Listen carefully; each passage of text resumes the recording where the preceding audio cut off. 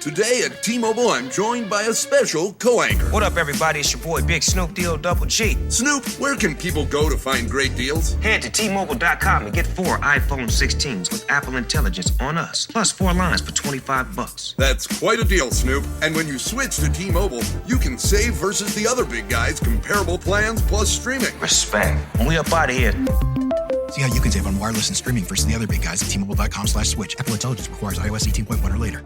Does it ever feel like you're a marketing professional just speaking into the void? Well, with LinkedIn ads, you can know you're reaching the right decision makers. You can even target buyers by job title, industry, company, seniority, skills. Wait, did I say job title yet? Get started today and see how you can avoid the void and reach the right buyers with LinkedIn ads. We'll even give you a $100 credit on your next campaign. Get started at linkedin.com/results. Terms and conditions apply.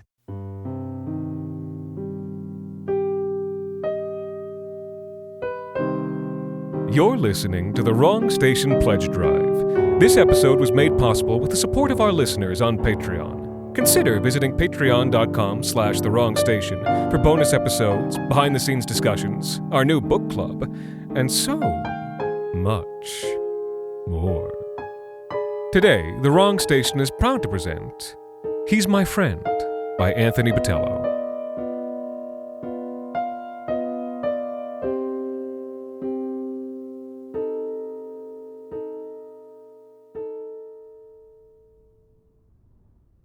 I can't remember exactly what day I first saw him. A few weeks ago, at least. Maybe a few months, though still summer. That dead raccoon plopped outside just off the sidewalk, 2 blocks down from my place. A little guy, I thought. Though maybe not. Honestly, I don't know too much about how big they're supposed to get. 99% of my experience with raccoons has been at night, turning around and crossing the street the second I see them. So I never get a very good look. But it was broad daylight the first time I saw him. Poor thing, probably dehydrated in the 35-degree heat, or ate something bad, or got a swift kick from a bolder and more bastardly soul than mine. I felt, like genuine pity for this little soul discarded on the roadside of the world.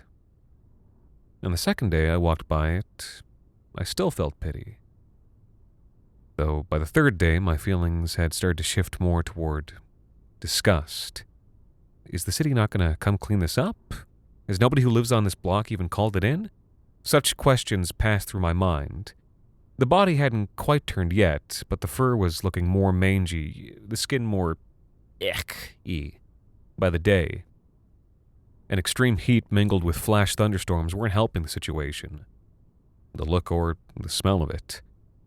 In any case, the answer to both these questions was evidently no. Day 5, and as I was walking to the subway that morning, I got to witness the exact moment that the bloated flesh sagged open to reveal hundreds upon hundreds of maggots partaking in their funereal feast. I almost threw up. Though, strangely, the more my disgust ratcheted up, the more I felt it tempered by a resurgent pity.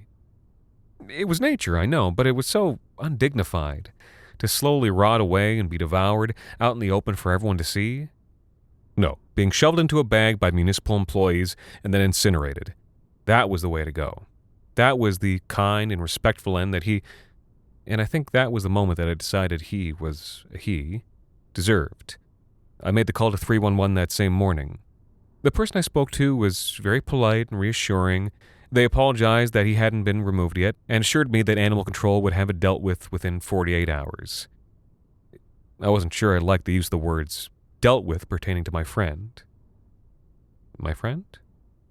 But I thanked them and hoped that would be the end of it. Well, the days rolled on and, unsurprisingly, animal control never came. Who could say why? Lack of resources? Staff shortages? Maybe cleaning a half-rotted raccoon off the sidewalk just wasn't a priority. Maybe, if I'd lied, said the raccoon was on the road, that I was a motorist, and that this foul creature's filth was getting all over my tires, then something would be done. But I hadn't said that, and why bother calling again? They had my number on record now, and while I wasn't certain whether or not he, my friend, was a priority for the city, I knew for sure that I wasn't. Me in my squalid little basement studio, working 3 jobs and still living hand to mouth. But, hey, at least I had a home. At least I was alive, right? That's what you tell yourself, right? Time carried on. The maggots ate their fill and buzzed off, or were themselves eaten by larger animals that came in the night to slurp up the last remaining bits of organ and anything structural. My friend slowly flattened into a gray-brown disk of bone and skin and fur, and remained like that for a good long while. We'd developed a good rapport by then, he and I. I'd see him at least twice a day, on my way to work and on my way back home. Which is more than I can say for most people in my life. Anyone, really. I don't know that I'd describe myself as lonely. These are lonely times, you know? Would you call everyone living in sad times sad, or trying times tried? No, I think you'd say that they're merely in a mindset that's the norm for the age. If anything, it was the first time in some while that I hadn't felt lonely. That I had somebody I could rely upon. Someone to say hello to first thing. Someone to crouch down to and tell my secrets at night. Or the workplace gossip to whisper, "Can you believe that? I know, right?" A friend who I could be indignant for when I'd see yet another piece had been stolen in the night. A paw, his tail. When there'd be new tears in the dried, leathery yellow sheet of his belly skin. Or when one morning his skull had been shattered into tiny fragments, so that now he truly was flat. I came to rely on him, really. I'm not ashamed to say it. We all need a friend, and he was mine.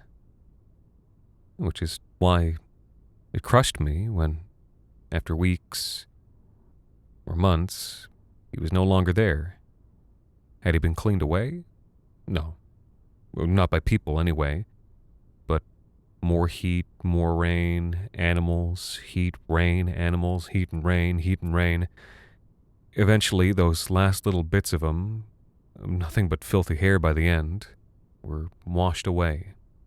Washed down some drain, somewhere I could never hope to find him. Nothing left but a darkened circle in the concrete where he'd once been. Though, that's not entirely true. You see, a real friend never truly leaves you. I know that now, because as I wept there one night, on my knees, he came to me, in the darkness and shadow, spectral under the stars and salty orange lamplight, eyes burning with life and kindness.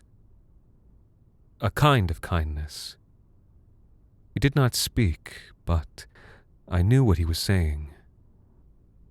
You know how to find me. You know how to come back to me. And I did. So I did. I laid down on the warm concrete, rolled onto my side. It didn't take too long for it to start. I hadn't eaten or drank in the last few days, miserable and grief-stricken as I was. I wonder how long it'll take. At the very least, I won't have to worry about anyone disrupting the process. No, I think hardly anyone will pay me any mind. Even if someone does, even if they think, poor thing, or that I'm a little guy, or if they call the city, well, nothing will happen. Except that maybe I'll have made another friend. They'll have made a friend.